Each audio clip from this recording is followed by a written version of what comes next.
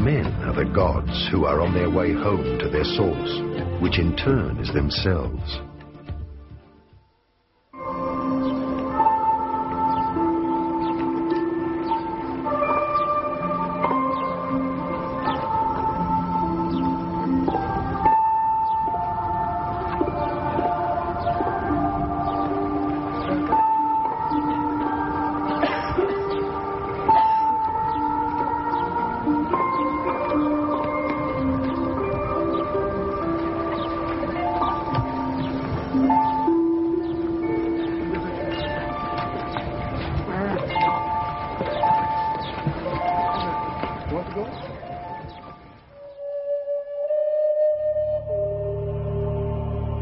The secret of the inner earth.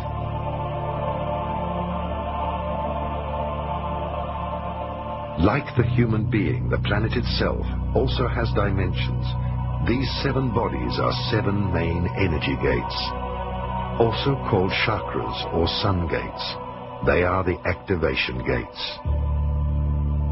The masters of Lemuria and Atlantis knew about the main geomantic energy vortices. With the help of extraterrestrial technology and levitation, they built large pyramids onto these centers of energy. Therefore, pyramids around the world stand on these gates of energy in order to mark the power centers. They are situated in the jungles of the Amazon, in the highlands of Mexico, on the ocean floors of the Atlantic and the Pacific, under the desert of Taklamakan, in China, and many other places on Earth. Many of these pyramids were built underground and will be discovered in the near future. Pyramids are the mirror of human evolution, with the 4 dimensions. God is the 5th dimension and exists beyond the pyramid. This is why the last stone of each 4-faced pyramid is missing. Hence, the stone of completion is the unification of man with the Creator in the 5th dimension. That is the reason why human beings have 5 fingers. They are created for the 5th dimension. The reality of massive engineering tools in Egypt, of course, is something that is not presently known.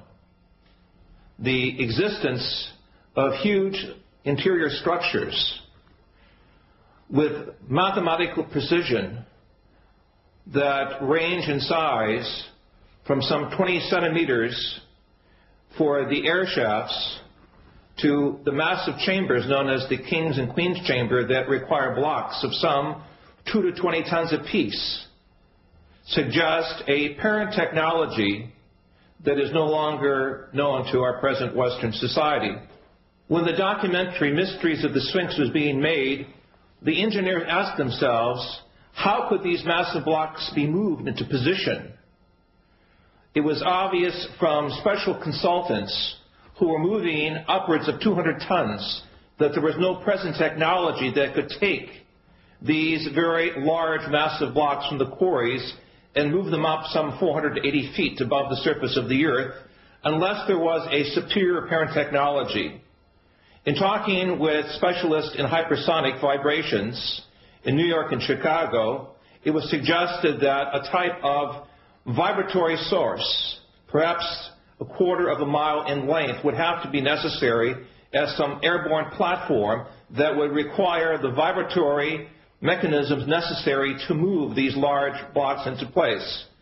Certainly, our use of certain sound techniques inside the chambers show that the Great Pyramid is a type of vibratory laser, and if it can be activated properly, in my interpretation, could allow us to understand how certain sound structures can move massive blocks of stone. The high priests used the pyramids as initiation temples because the energy inside the pyramids was so powerful that students or neophytes, through meditation, were carried into a different dimension of consciousness.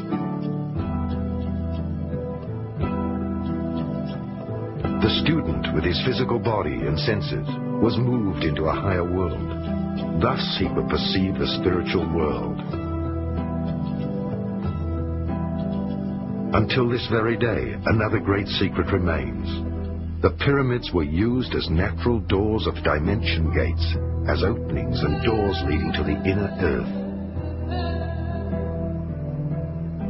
As much as there is an outer world, there is, because of polarity, an inner world. In other words, the earth is hollow. As things are on a small scale, so they are on a large scale. Hermes Trismegistos taught that everything in the universe is set up according to the same organizational plan. One could say that the Earth is like a huge atom, hollow inside, with a nucleus at the center which represents the inner sun.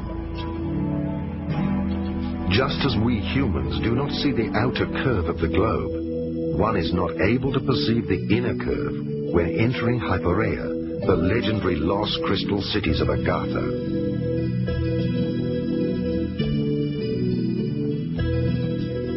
The initiated were able to get in touch with the civilizations of the inner earth through gates.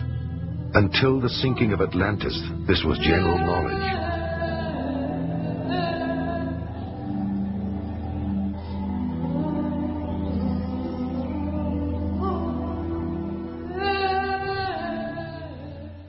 Plato in his book, the Timaeus, speaks about an earlier civilization, a race of godlike beings, at least 9,000 years before the time of the peoples of Athens. He also speaks of how the great historian Solon refers to Egypt as a colony of Atlantis. It is clear from evidences we have recently made in Mesoamerica, specifically in Guatemala, with the ancient canal system that we have uncovered through remote sensing radar, that it was there in Central America where north and south tectonic plates meet, where there are great statues called the Atlans, that there was indeed some type of civilization that could be called Atlantean. Clearly the evidence is in Egypt of great structures beneath the sands of Giza, as well as the evidences of great structures beneath Gobi in the Far East, suggest that Atlantean models of higher intelligence were over the earth at a much earlier historic period, suggesting that Atlantis was a type of civilization rather than a specific place of people, technology, worship, and belief. Where is the entrance to the inner earth? My feeling is that these are openings several hundred kilometers wide, not more than that. One on the North Pole, one on the South Pole.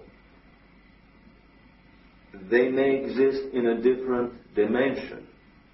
They may be made visible at will or from time to time, depending on certain cosmic and terrestrial conditions. These are more of speculations. However, I know for sure that, for example, polar flights are forbidden to fly straight over the pole. They always deviate away. After a very suspicious crash of a New Zealand airliner, chartered airliner in late 70s, early 80s, that was supposed to fly over the South Pole looking for the opening of the inner Earth. After Atlantis, only a few native Indians on the Amazon River and the Hopi Indians knew of the entrances to huge underground cities.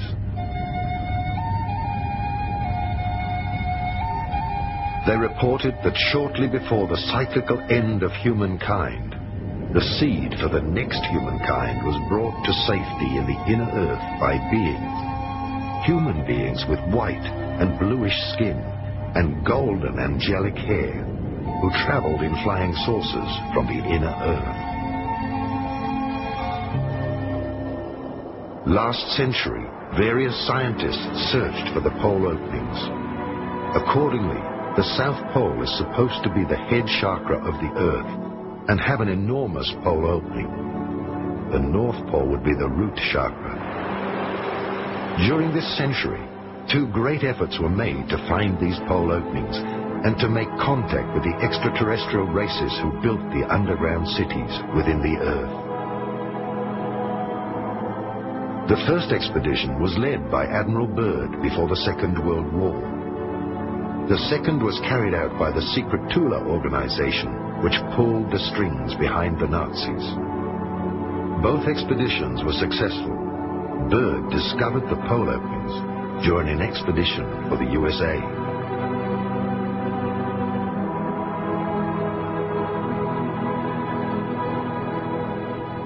What do we know about Operation High Jump, about Admiral